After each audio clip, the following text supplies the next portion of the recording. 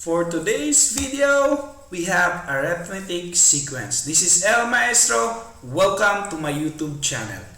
Before discussing arithmetic sequence, first is we have to define what is a sequence. I will be giving you set of numbers, for example. Then you will identify what will be the next or the succeeding numbers. Okay? So let's have this for example. So I'll give you 2. And the next number will be 4, and it will be followed by 6. And my question is, what will be the next number to 6? And what would be the next number to that number? Can you guess or can you identify? Correct. The number is 8 and the next number is 10. And ano yung napansin nyo? Paano natin kinuha yung magiging next number? Correct. We added 2 in each number. So if we add 2 to 2, the result is 4. And if we add 2 to that 4, nakuha natin yung next, yung susunod na number which is 6. And then, tuloy-tuloy natin yan so that makukuha natin yung mga succeeding numbers. Okay? So, this is how we get the next number in this set of numbers. How about the next example natin? So we have 1, -3, 9. What would be the next number? What do you think? And the next number to that, ano kaya? What would be the number o ano yung manipulation na gagawin natin para makuha natin yung mga succeeding numbers? Okay? Correct. So we have to multiply -3 so that we will get -27 as the next number. Okay? And if we multiply again -3, that will be 81. Okay? In this case, we multiply -3 in each number to find the succeeding number. Okay? So -3 times 1, that is -3. And if we multiply again -3 to that number, we'll have 9 and the rest until we get 81. And this process or this arrangement of number is what we call sequence. This is now how we define sequence. Sequence is a list of numbers in a certain order. Again, in a certain order, naka-arrange yan siya. Each number in a sequence is called a term. So meaning, bawat number na nandun sa sequence natin or sa set of numbers natin, ang tawag sa kanila ay term. And each term in a sequence has position. So may positioning. And later on, malalaman natin lahat yan. Okay? This one. Sabi, a list of number in a certain order and each number in a sequence is called term. Meaning, these numbers, 2, 4, 6, 8, and 10, these are all terms or term. Okay, so we have 2, 4, 6, and 8. Okay, how many terms are there? Tingnan natin. So we have 2, 3, 4, 5. Meaning, we have 5 terms. So ilalagay natin yan as n is equal to 5. Terms or number of terms is represented by letter n. Okay? And the next example natin, so we have 1, -3, 9, -27, and 81. Again, if you count it, meron tayong 5 terms. Okay? Again, ang nagsabi ko earlier, n is represent or the n is the number of terms. Okay? So kung ilang terms yon, i-represent natin yan sa letter n. Okay? So you will just count ilang terms, then that is your n. Okay? So this is the definition of a sequence. This time, we will now have the position. Sabi sa definition natin, each term in a sequence has position. Let's say for example, number 2. Number 2 is the first term. And again, it is represented by a sub 1. So merong representation yung bawat term. Number 4 is the second term. And ang representation niya is a sub 2. The same thing with the third term, 6. That is a sub 3. Fourth term, 8. and that is a sub 4, correct? And we have the last term or the first term. Normally, yung last term, okay, or the fifth term here is the last term, which is a sub 5. Okay? So, the same thing with this example. Ganun pa rin. Okay? So, pag ano yung nauna, that would be the first term. We have second term, third, fourth, until the last term. Okay? So, by this, na-define na natin ano yung sequence, ano yung mga definition niya, and these are all very important in solving arithmetic sequence. Okay? So, arithmetic sequence is a sequence where every term after the first is obtained by adding a constant called the common difference. So, to find the next number, meron tayong i-add. And that number na i-add natin is called the common difference. Kanina meron tayong ginawa na nag-add tayo ng 2. That is an arithmetic sequence kasi we add a common number 2 to that number para makuha natin yung next number. And yung isang example natin, that is not an arithmetic kasi multiplication yung ginawa natin.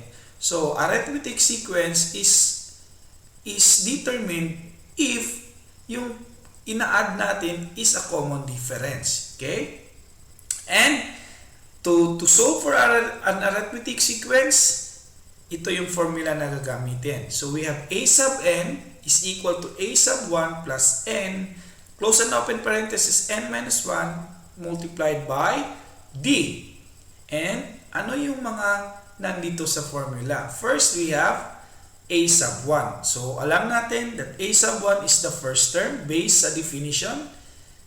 Okay, that a sub 1. Next, the n, which is, sabi natin earlier, that is the number of terms. Yan, that is the number of terms. So, kung you will just count kung ilang terms meron yung sequence, that is your n. Next is a sub n. What is a sub n? Itong a sub n, ito yung n term or pang ilan siya na term.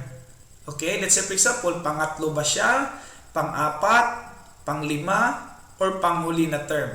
Okay? So, in this case, if manotice nyo, itong a sub 1, ito yung pang-first na term.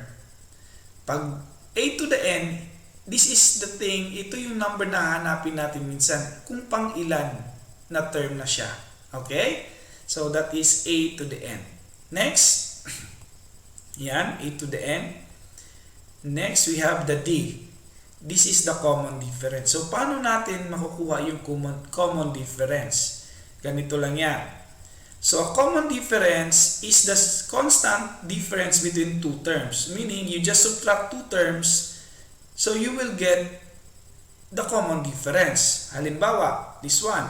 D is equal to a sub 2 minus a sub 1. Meaning, isusubtract mo ngayon yung first term mo sa second term mo. And you will get the difference. Lahat ng process na ganito, you will get the same difference. Halimbawa, dito kumuha ng common difference mo, ang ginawa mo is you subtract a sub 2 sa a sub 3 mo. And you will get the same difference. So, it's up to you. Okay? You can have it a sub 4 minus a sub 3 and it's okay. Okay? Let's say for example, we have 25, 17, 9, 1 and dot meaning continuous. Okay, so let's find the common difference of this sequence.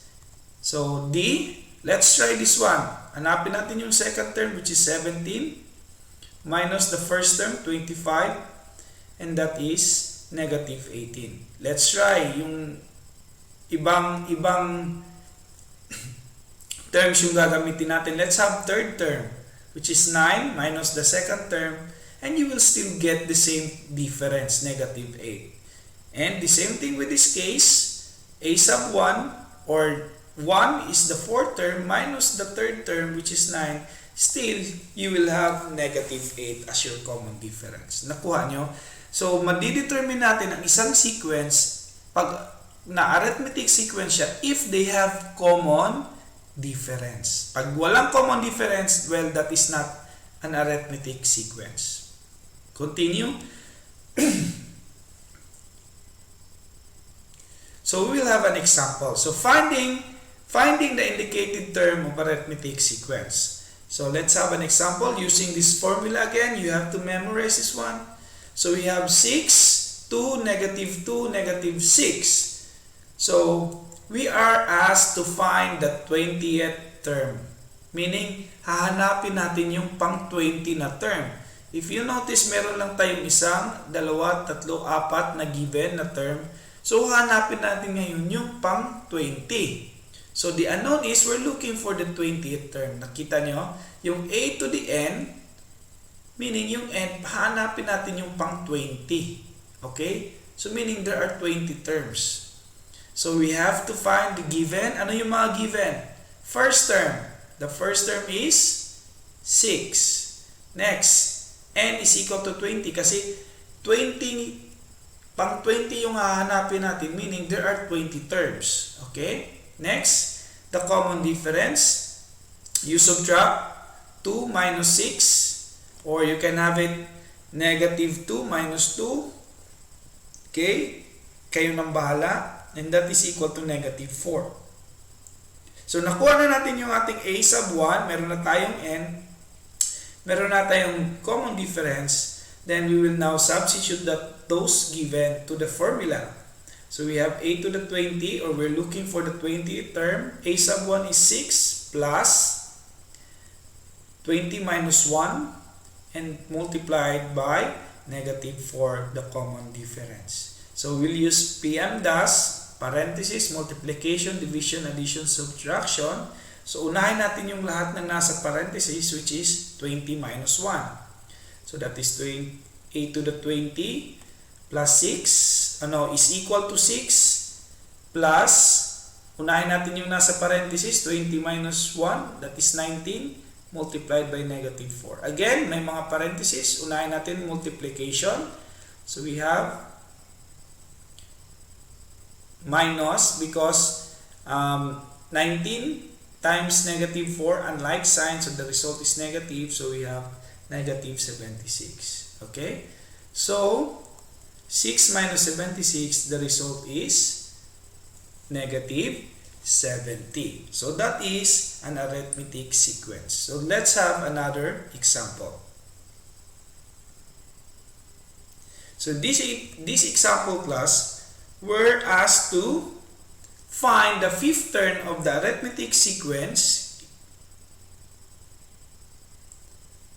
whose first term is 4 and common difference is 3. In this problem, makikita nyo given na, hindi yung series of or sequence of numbers yung binigay, but they already given ano yung first term, ano yung common difference. So all we have to do is identify using this formula. Still, gagamitin natin yan. So, we have to identify the given. So, A5, hinahanap yung fifth term. Okay, we're asked to find the fifth term. So, ano yung given? First term, sabi, ano yung sabi sa first term? Which is equal to 4. Then, the number of terms is 5 kasi we're looking for pang-limang term. So, meaning there are 5 terms.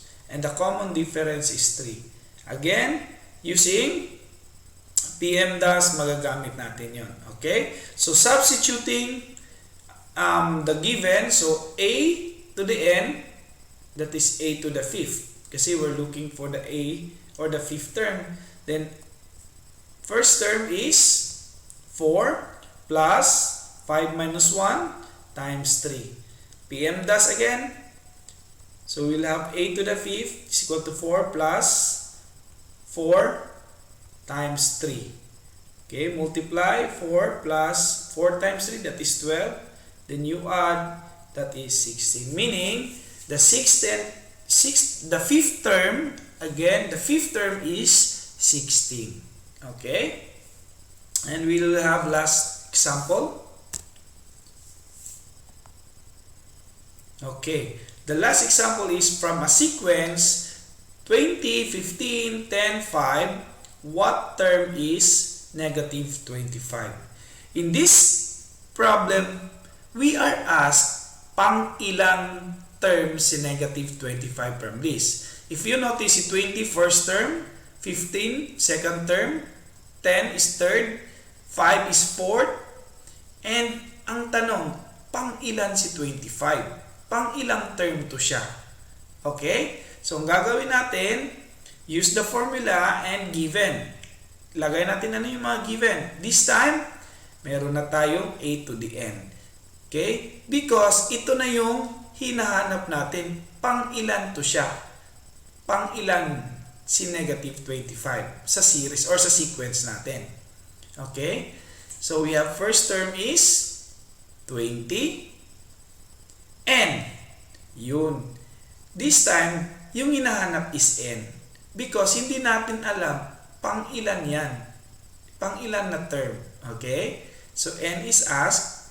And we have the common difference, negative 5. If you subtract 15 by 20, then the result is negative 5. So, write down the given. Negative 25 is equal to the first term, which is 20 plus n minus 1 because hindi natin alam ano yung n, and multiply by negative 5 as our common difference. So, we'll use PMDAS multiplication, but in this case, hindi natin magagalaw yan because we have a variable. So, we'll have distributive property. Okay? So, negative 25 is equal to 20 as first term plus distribute negative 5 times n, that is negative 5. Then, negative 5 times negative 1, that is positive 5. So, this is now the equation. Then, we will solve for n. Okay? So, i-add natin yung mga constant. So, we have, or lahat ng mga walang variable, i-add natin. So, we have 20 plus 5. So, we'll have negative 25 is equal to 20. Okay, arrange muna pala natin this time itong dalawang sign. So we have negative and positive. So this will become negative 5n plus 5. Then you add 20 and 5, that is 25 minus 5n. This time, transpose 25 to the other side of the equation, and that will become negative 25 minus 25 is equal to 5, negative 5n. You add, so negative 25 minus 25, that is negative 50, is equal to negative 5n. Then you multiply both sides by negative 5 so that ma-eliminate natin yan, and we will have our answer. So negative 50 divided by negative 5, that is 10, and negative 5 divided by negative 5 is 1. So we have 10 is equal to n, or n is equal to 10. So this is the arithmetic sequence. Thank you guys for watching. I hope you like, subscribe, and share this video to other students, and always click the notification bell button so that updated pa rin tayo sa mga next upload natin. Okay, again, thank you for watching. This is El Maestro. Take care and God bless you all.